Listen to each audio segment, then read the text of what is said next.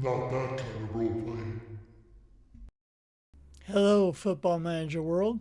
You're watching the newest Football Manager channel on YouTube, FM American Style. Hey guys, welcome back to FM26 and Saint-Étienne in the second tier of French football. Today we're going to do a few things. I want to go back and recreate that transfer opportunity I made yesterday because I realized after I made the video that I did it wrong. So I want to show you the correct way to make one. Then we're going to go through the loan offers we got at the end of the video yesterday. So we'll go through those really quickly. And then we're going to spend some time looking at tactical roles because this is the best FM has ever done, in my opinion, of explaining tactical roles. And I want to show you how to do that, how to see that. So we're going to go through that in detail. So let's first go up to recruitment and transfer room in. And we're going to delete this guy. I mean, I could edit it, but we're just going to delete it. There's no point in editing it. I want to start from scratch. So there it goes. It's gone. So we're going to make a new one now. And I'll tell you where I messed up here in a second. We're starting within possession. We select left back. I say I want a wing back. That's still what I'm looking at, but actually, you know what? I'm going to put it as any. One thing I messed up yesterday was transfer and loan. I said I wanted transfers and loans, but I didn't put it on that. So now it's on that. We're going to stick with 18 to 32. So there's 18 and 32. And we want regular starter as far as the playing time. Now here's the second thing I messed up. When you then click on out of possession, you have to select the position again. Doesn't make sense. It's weird, but okay. So now I've got out of possession. And again, I'm going to leave it on any. And everything else is the same. I could change it to some other role, but for right now, I'm going to leave it on any. So there you go. That is how to correctly create a transfer opportunity. Right now we have no offers, of course, from our general manager because we haven't proceeded yet in the game, but we will. Okay, second thing, and here's a really quick tip for you. If you hit the number 1 on your keyboard, you go right to your messages inbox. 1 through 7 go to different screens. So number 1 is messages. Number 2 is the schedule and the team overview. Number 3 is player summary. Number 4 is tactics. 5 is your club. 6 is your profile. And I thought there was a 7, but maybe there's not. So 1 through 6. So we're back here in messages. We'll click on the first loan offer, which is for Manown. And we're going to view all offers because this isn't telling me enough as far as what they're offering. It's important to me. So with loans, I feel like as long as they're playing, I don't care what the team is. As long as it's an appropriate league level for the player, I don't care what their facilities are. I know better facilities obviously would be better. But if I only have one choice, then obviously I'd rather have been playing. You can see here that all of these offers are for fringe players except for one.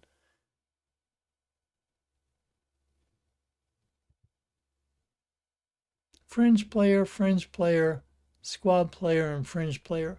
I can tell you, I will not send a guy out on loan to be a fringe player. He may as well stay here and sit on the bench because they'll hardly ever play him. It's going to be hard enough for him to get playing time as a squad player. So these 3 that are fringe players, we're just going to reject. That leaves me with this one, which we're going to accept because at least he'll get some playing time there. And the easiest way to accept it is to hit the check mark right there. So that offer is accepted. Interesting. So now, since I'm in the transfer out room, it's showing me all these other offers. It's kind of like the way it used to be. It's just a little bit better organized now. So this guy has loan offer, and it looks like he's just got the one, but let's make sure. Yeah, he's just got the one, and the playing time is important player. Okay, yes, please go. That's fine. I will accept that. Looks like it's already been accepted, so that's done. But we'll go backwards here. Hope we end up on the same screen. We most sort of did. We're going to accept it. And there you go. That one's done. The next one is for Adjacilus. What offers do we have on him? We just had the one. Regular starter, yes please. Go ahead and take that.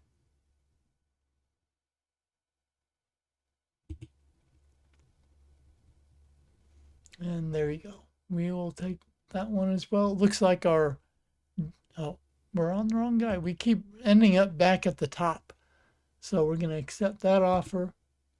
And the last one is Dennis Apaya, which we did negotiate for $750,000, I thought, but maybe I did it wrong and it didn't go through. So let's take a look. I'm going to try it again. 750,000. I'm going to hit negotiate offer. I think that's what I did wrong yesterday. So negotiate offer, and it looks like, did they back out on it? Or are we waiting to hear back? I guess we're waiting to hear back. Yeah. So I think that's where we're at. That takes care of all those things.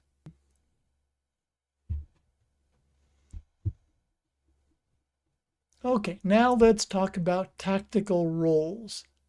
I said at the beginning of this video that they are easier than ever to understand, and they are. They're complicated, but they're easy, if that makes sense. I'm going to clear the squad because I'm going to show you a couple of tricks first. If you go to quick pick, clear. Okay, this is one thing. So if you go to quick pick, you have players already in the positions. You can then ask your GM, you can then ask your assistant manager to pick the best roles in possession. And then you can do it again for out of possession. The question is, do you trust your assistant manager to know tactics well enough to know if those are the best roles? Well, let's take a look at the assistant manager and see what his tactical knowledge is. Coaching team. We're going to go to Mr. Valkyrie. And his tactical knowledge is competent. So no, I don't trust him to know what he's talking about. So therefore, I'm not going to take those roles. So let me show you now how to pick what the best role is, or what you think might be the best role, because this team especially is very versatile. These guys can all play multiple roles, multiple positions. So that's wonderful. So we're going to start with goalkeepers. I'm going to show you the screen, but there's not much you have to do with goalkeepers. We already know that Laurent Sueur is our starting goalkeeper. So here's one trick. If you see where it says pick, if you put your mouse over it and right click, it automatically puts them into that position.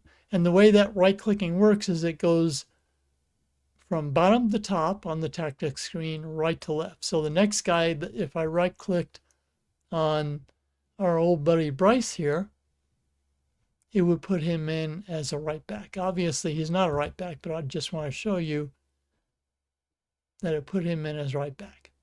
That's obviously not the way it's going to be. Okay.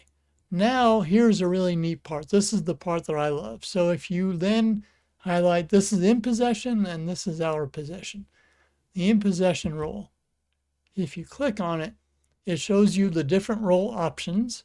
So with goalkeepers, you have goalkeeper, ball playing goalkeeper, and no nonsense goalkeeper. So I guess this is the old version of goalkeeper and sweeper keeper, and now they've added no nonsense goalkeeper. So the ball playing goalkeeper is expressive, which means he'll try to make plays and he'll roam away from his position. So if you look down here, when you select these guys, the one that's in yellow is what he'll be doing when he has the ball or when we're in possession. So there you go.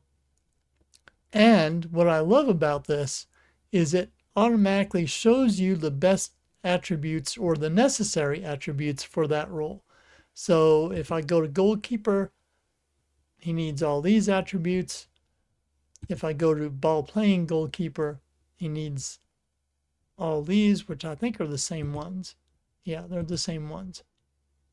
And then if I go to no nonsense, I think, again, goalkeeper is not the best option to show you because they all pretty much use the same thing. The only difference between goalkeeper, ball playing goalkeeper, and no nonsense is that the no nonsense is careful and he'll hold possession. So he'll stand there with the ball and wait for a good opportunity to pass it, whereas a ball playing goalkeeper will look to pass it immediately, and a regular goalkeeper will use his best judgment, I guess. But we're going to say he's a ball playing goalkeeper. We hit the X, and then we hit the out of possession rule. And now here's sweeper keeper. So we have sweeper keeper, line holding keeper, and goalkeeper. Again, pretty much the same attributes for all three, so it just depends on what you want them to do when we're out of possession. So when we're out of possession, all he's going to do is run out and try and make a save. So comes off of his line, and he's proactive, which means he's going to try and get out there. He wants to try and cut down the angle, so to speak. If I want a line holding goalkeeper, then he'll stay on his line and he'll be reactive. So he'll stay there and he'll just try to play the ball, play the opposition team that's coming forward. And a goalkeeper is just a regular goalkeeper. He'll use his best judgment. For Lauren Sewer, I want it to be sweeper keeper. So again, goalkeeper is not the best option to show you this stuff. So let's go to right back. We're going to go through a couple of players. We're not going to do the whole team this time. I'll do a couple of them to show you, and then I'll do the rest off camera. So we need a right back. We already know our starting right back is probably going to be Ferreira, or it will be Apaya if he stays, but we're going to assume he's not. So Ferreira is the winner. He's the one that's going to start at right back right now. If I click on his in possession role, so here's where it gets interesting. So we have fullback, wing back, inside wing back, and inside fullback, and playmaking wing back. So let's look at the different explanations of what these are. Fullback holds position and stays wide. So you can see him on the right here.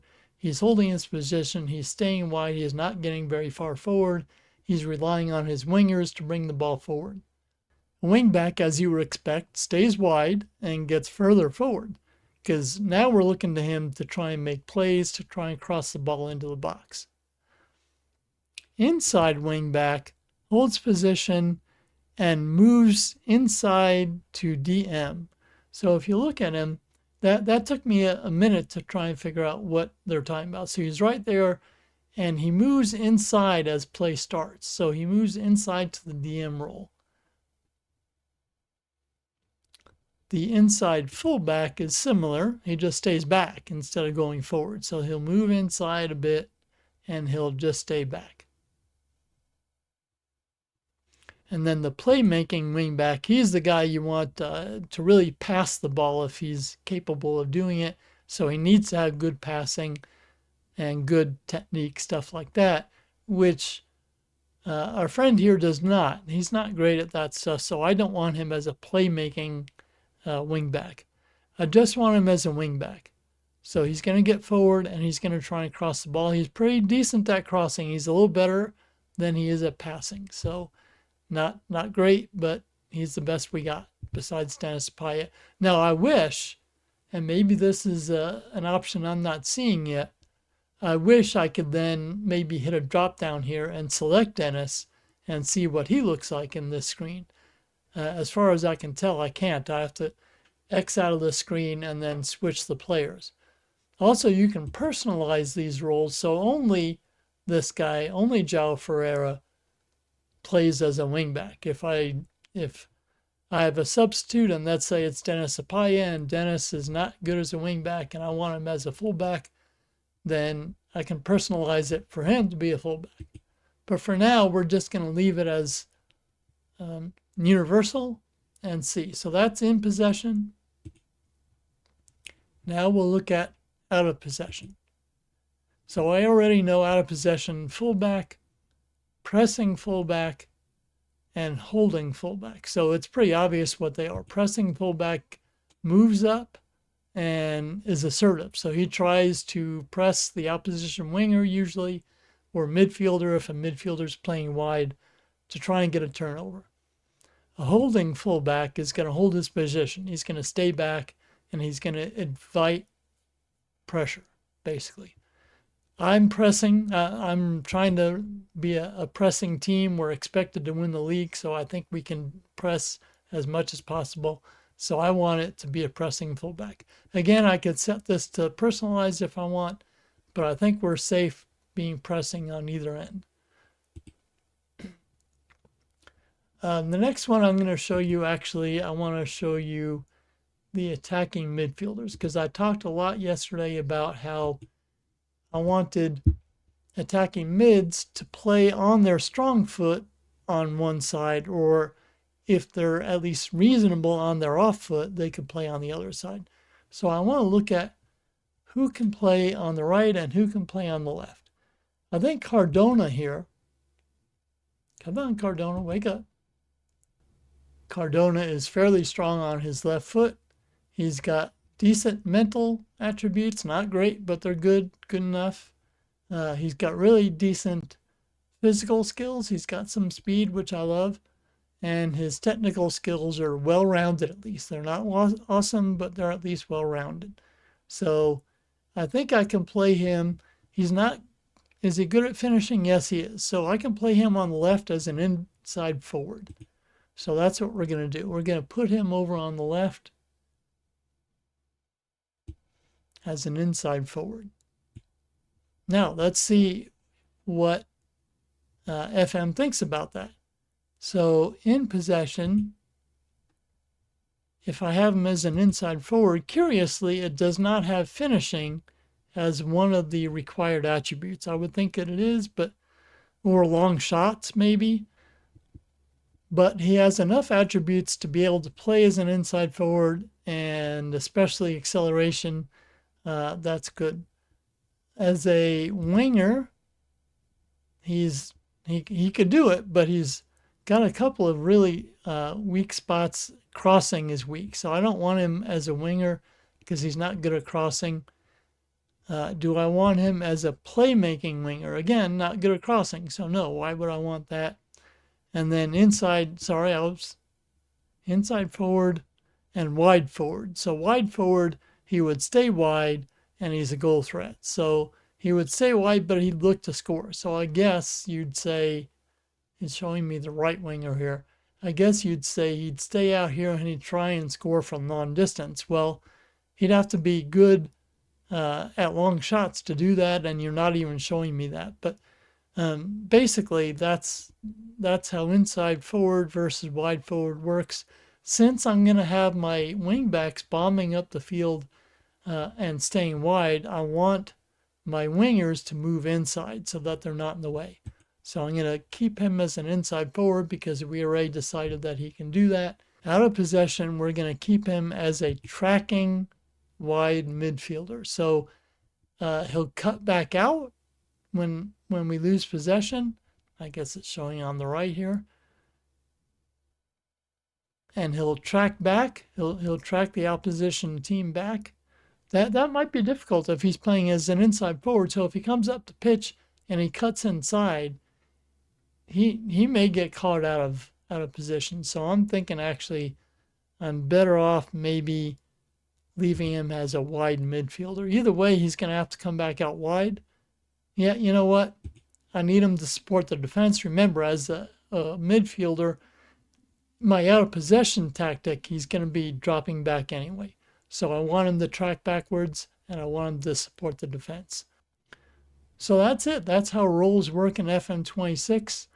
I'll show you the rest of them when we come back next time. Make sure you hit that like button, comment down below, please subscribe, and hit that notification bell. All right, thanks for watching. We'll see you next time.